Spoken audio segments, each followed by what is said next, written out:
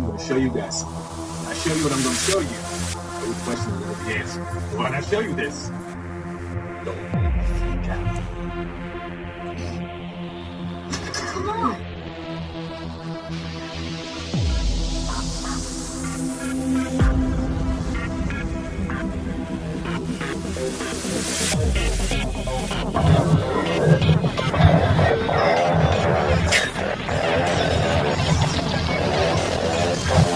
Snow machine. Instead, the plume you see are tiny aerosol particles. It's the first technology in the country to test ways to brighten clouds in an effort to cool the globe. This system is composed of three main components. In these tanks, Jessica Medrado and a group of scientists from the University of Washington's Marine Cloud Brightening Program are mixing salt and water and using a compression system to test if this machine can distribute the right size particles. They say Alameda provides the perfect cloud conditions over the bay.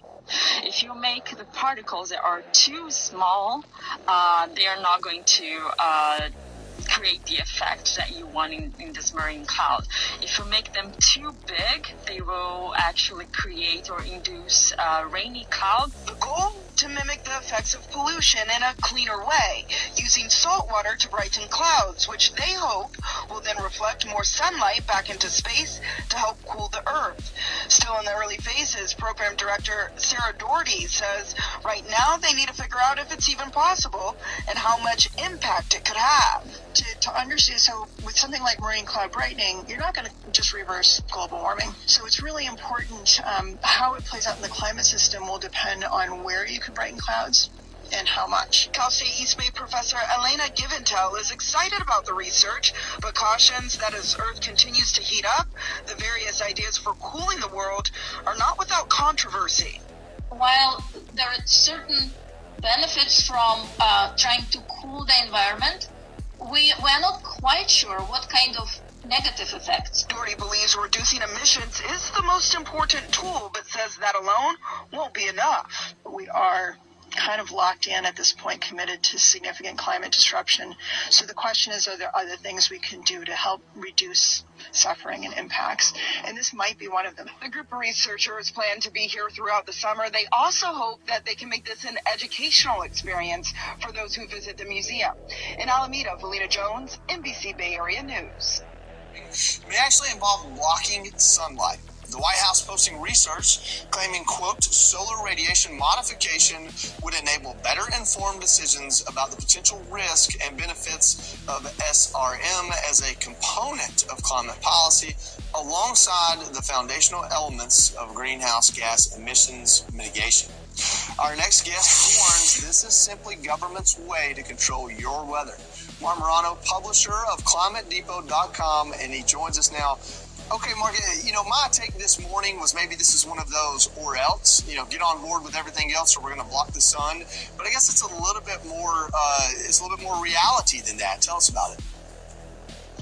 Well, this is actually Bill Gates funding this as well through Harvard University. This is retro 1970s. In the 1970s, they believed that our fossil fuels were creating aerosols, blocking the sun, creating man-made global cooling. So they came up with the same kind of geoengineering solutions back then. They wanted to put black soot on the Arctic to melt it. There was one proposal to use nuclear energy to help loosen the Arctic ice caps because they thought they were growing too much.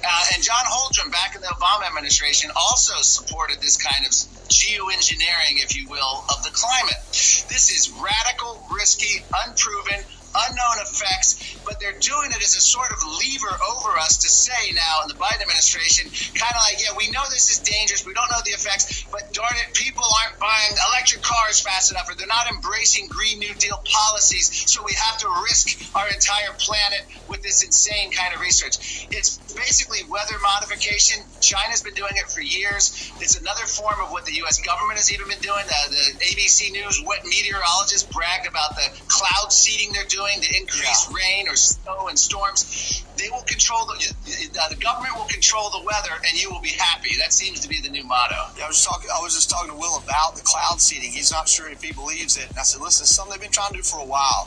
But on that same topic, if they don't get to block out the sun, they're going to try other, maybe more practical ways, like electric vehicles, pushing those on us. A poll out shows 59% of us oppose phasing out gas cars by 2035. 21% support Biden's policy on this. What's your take on it?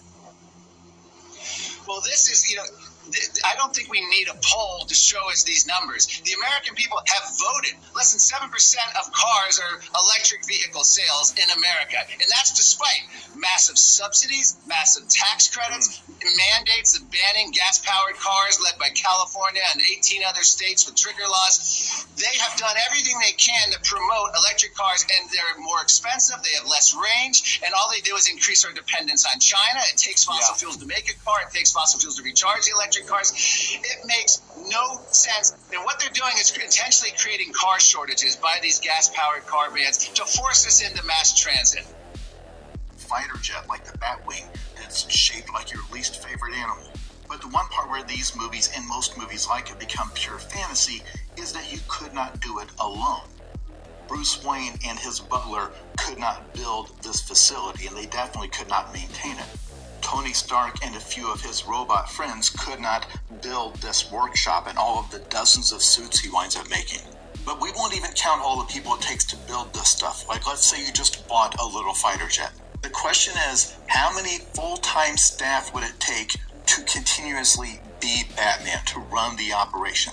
And I think this is actually a really important question, maybe the most important question, and I'll explain why in a moment. But just for example, like the Batwing or Batplane or whatever it's called, you know just from watching movies that for every one plane that's in the air, the Navy or the Air Force or whoever has dozens of specialized crew on the ground. Like it takes a specialized, highly trained crew just to store and transfer the fuel and to do it safely in a way that doesn't accidentally cause an explosion.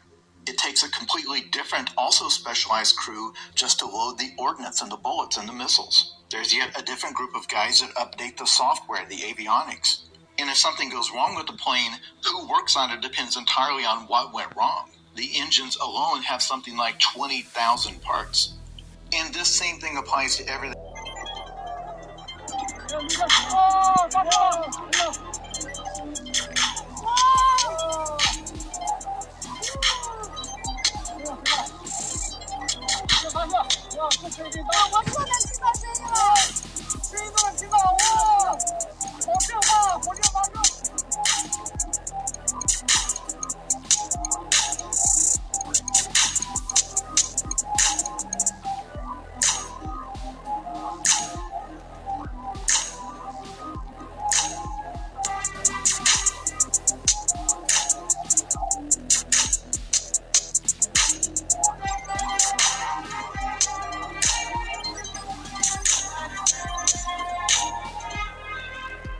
Created a new breakthrough in nuclear fusion. The reactor, equipped with new components, is able to better withstand blistering temperatures and sustain a swirling ball of 100 million degree plasma for almost 50 seconds. Here's a report to know why it is called an artificial sun and how it promises to revolutionize the world's energy needs. If you think that is an outlandish idea that can never happen, China is here to prove you wrong. The nation has just replicated the star at the center of the solar system by producing a new nuclear sun. But how does China's new nuclear sun replica work? But more importantly, is China biting off more than it can chew, and should you be afraid of things getting out of hand? The sun is a source of life. Lying at the heart of the solar system, it is by far the largest object. It accounts for 99.8% of the solar system's mass. With a diameter that's roughly 109 times the diameter of the Earth, the sun can contain about 1 million of our planets. The surface of the sun is about 10,000 degrees Fahrenheit or 5,500 degrees Celsius.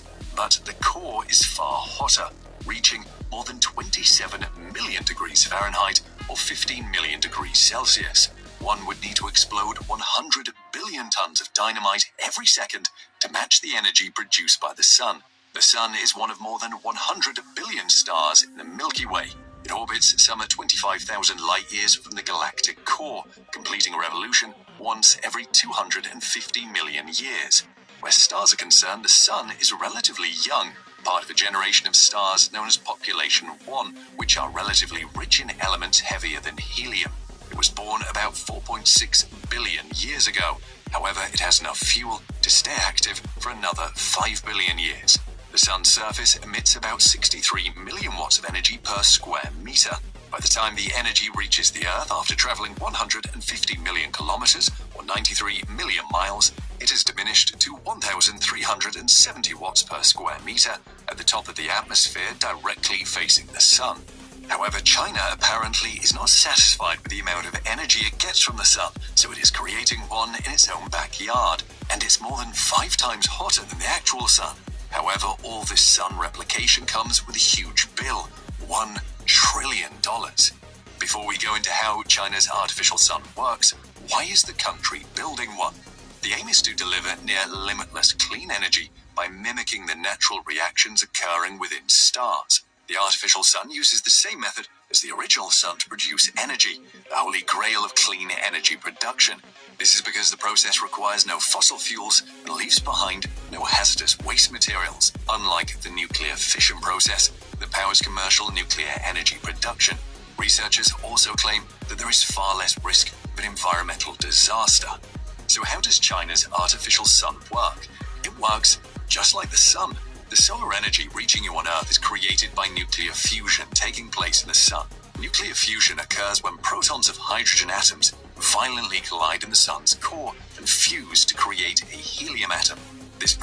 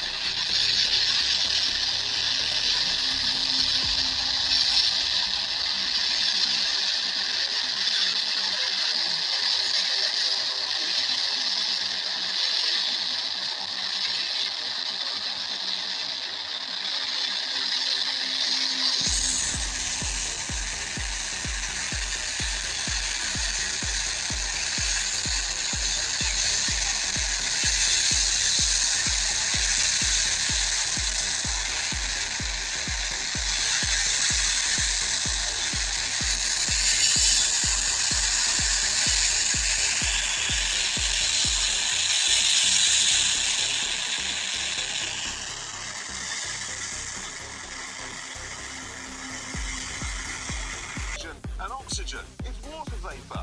And in about an hour's time, someone in Mississippi is going to get wet washing. It will actually rain. I told you. It's raining. That's unbelievable. Oh. NASA's playing God. It's white noise to simulate the sound of a rocket.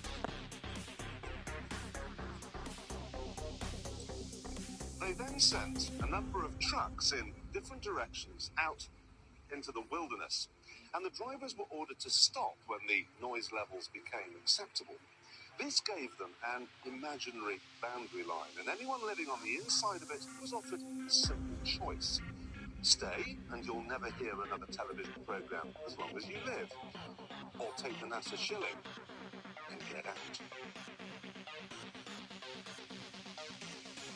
No one stayed, and NASA ended up with exactly what it wanted. 125,000 acres of nothing.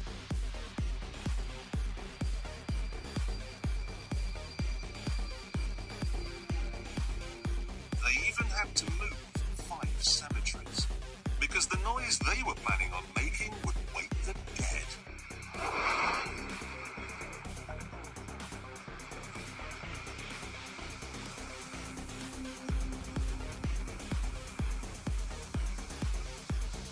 Don't worry if you can't hear what I'm saying. I couldn't even hear myself. This is the loudest sound you could possibly conceive. And as it turns out, the cleanest.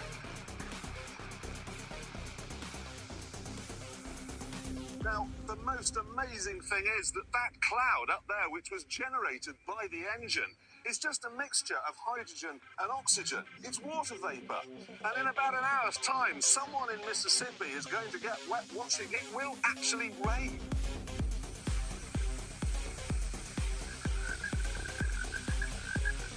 I told you. It's raining. That's unbelievable. Oh. NASA's playing God. It's making its own weather. Yes.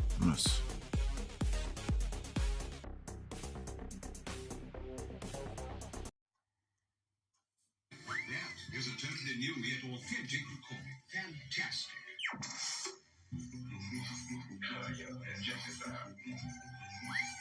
Please stand up.